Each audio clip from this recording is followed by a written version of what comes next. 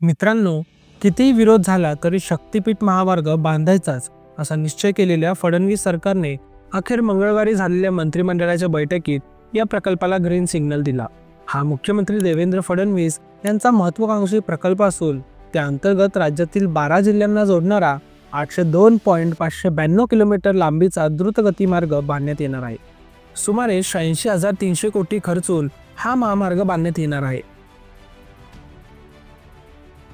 राज्याच्या पूर्वेकडील पवनार येथून ते पश्चिमेकडील पत्रादेवी या महाराष्ट्र गोवा सीमेला जोडणाऱ्या महाराष्ट्र शक्तिपीठ महामार्ग प्रकल्पाला गती देण्यासाठी 20,787 कोटी रुपयांच्या तरतुदीस राज्य मंत्रिमंडळ बैठकीत मान्यता देण्यात आली।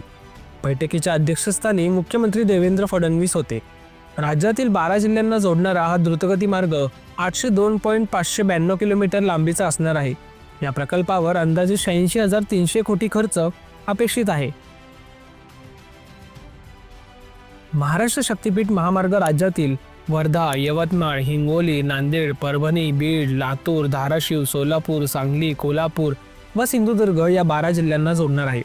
पुढे तो कोकण द्रुतगती महामार्गास गोवा महाराष्ट्र सीमेवर जोडला जाणार आहे। या महामार्गामुळे राज्यातील प्रमुख शक्तिपीठे माहूर, तुळजापुरा व कोल्हापूर तसेच अंबेजोगाई ही तीर्थक्षेत्रे जोडली जाणार आहेत।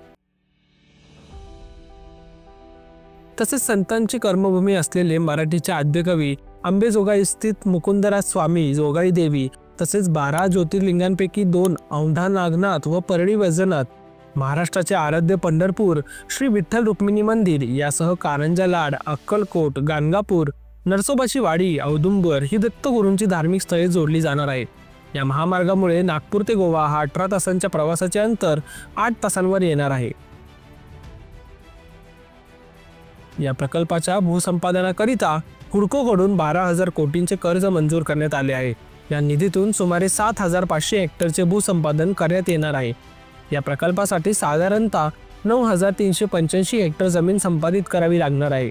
हा संपूर्ण प्रकल्प महाराष्ट्र रस्ते विकास महामंडळामार्फत राबवण्यात येणार आहे।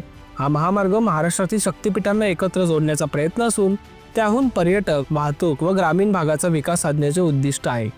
तसेच 2025 मध्ये या महामार्गाचे भूमिपूजन करून 2030 मध्ये तो सर्वसामान्यांसाठी खुला करण्याचा विचार आहे। तर मित्रांनो, ही होती शक्तिपीठ महामार्गाबद्दलची महत्त्वाची अपडेट। तर याबद्दल तुमचे काय विचार आहेत ते कमेंट सेक्शनमध्ये सांगायला विसरू नका। धन्यवाद।